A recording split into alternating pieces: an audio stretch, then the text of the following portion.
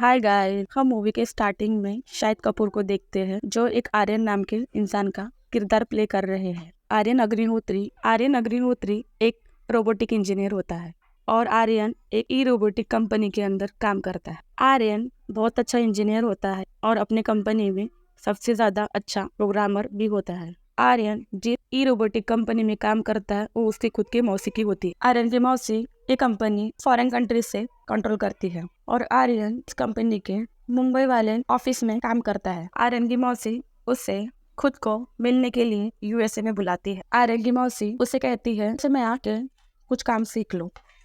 जब आर्यन यूएसए में पहुंचता है तब आर्यन की मौसी उसे कहती है जाके घर पे रेस्ट कर लो। तब वो यूएसए वाले घर पे रेस्ट करने जाता है तब कृति सेनन सिप्रा वहाँ पे मौजूद होती है। आर्यन अटैक्ट हो जाता है।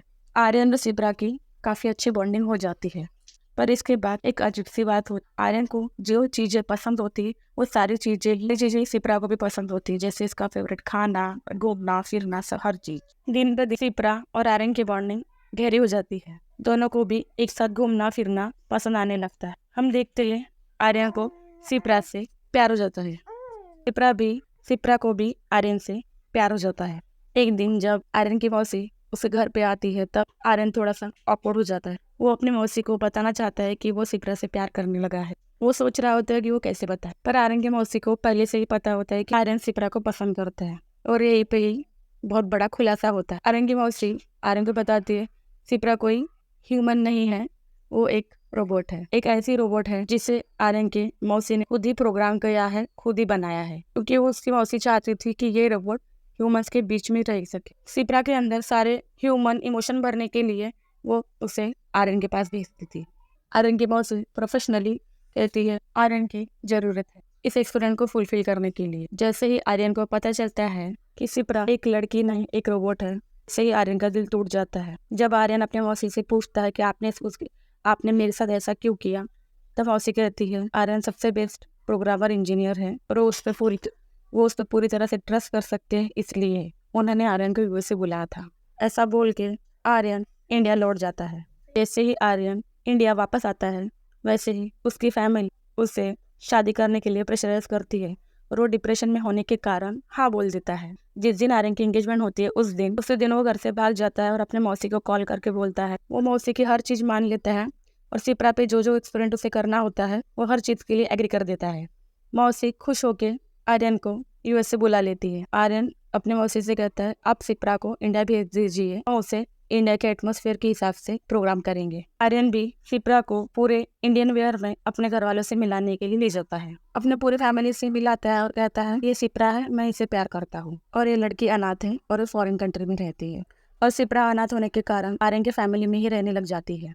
कुछ दिन बाद आर्यन और सिप्रा की एंगेजमेंट कर दी जाती है, बट कुछ दिन बाद ही आर्यन का एक कजन सिप्रा को बेडरूम में चार्जिंग पे लगा हुआ देख लेता है, पर डर के मारे सिप्रा अपने पूरे राज खोल देती है और आर्यन के कजन को सब कुछ बता देती है और आर्यन भी अपने कजन को डरा धमका के चुप करवा देता है। और वो दिन आ जाता है जिस दिन सिप्रा और आर्यन की शादी होने वाली होती है। बट आर्यन का एक फ्रेंड आर्यन को समझाता है कि ह्यूमन होता है और रोबोट होता है, तो उससे शादी मत कर। पर आर्यन सिप्रा से प्यार करने की वजह से उसकी बात नहीं सुनता है। उसी रात को जब सिप्रा खुद को चार्ज कर रही होती है, एकदम से लाइट शॉर्ट सर्किट होने की वजह से वायरिंग में पूरी तरह से मेल फंक्शन हो जाता है, जिसकी वजह से वो अजीब सा बिहेव करने लग जाती है, कभी कुछ काफी गड़बड़ करने लग जाती है। वो आर्यन की बुआ को 2 चांटे मार देती है और आर्यन के कजन को भी वो छत पर से नीचे फेंक देती है, पर नीचे गड्ढा होने के कारण आर्यन का कजन बच जाता है। जब आर्यन सिप्रा को रोकने की कोशिश करता है तब सिप्रा नहीं रुकती है और लोहे के बाल्टी से ही आर्यन पे अटैक कर देती है और पूरे मंडप में आग लगा देती है। तब आर्यन अपनी शादी की तलवार निकाल के उस पे अटैक कर देता है, जिसकी वजह से सिप्रा चौक हो जाती है और सबको पता चल जाता है कि ये ह्यूमन नहीं रोबोट है। 6 महीने बाद आर्यन की मौसी 0.2 करके सिप्रा को लॉन्च कर देती है और उसके अंदर के सारे मेल फंक्शन हटा देती है। उस समय आर्यन से एक लड़की बात करने आती है। लड़की को बात करते हुए देखते ही सिप्रा उस लड़के को घूरने लग जाती है। ये बात आर्यन का फ्रेंड नोटिस कर लेता है और जब फ्रेंड उससे कहता है तो उस बात को मजाक में टाल देता है। तब आर्यन अपने फ्रेंड को कहता है कि मौसी ने उसमें से मेरी सारी मेमोरी हटा दी गई है। तो सामने से आके जब सिप्रा आर्यन को स्माइल करती है। आर्यन शॉक हो जाता है और मूवी की एंडिंग में टू बी कंटिन्यू लिख के आता है। मतलब इस मूवी का पार्ट 2 भी आने वाला है। आपको ये कहानी कैसी लगी? ऐसी कहानियों के लिए लाइक शेयर एंड सब्सक्राइब।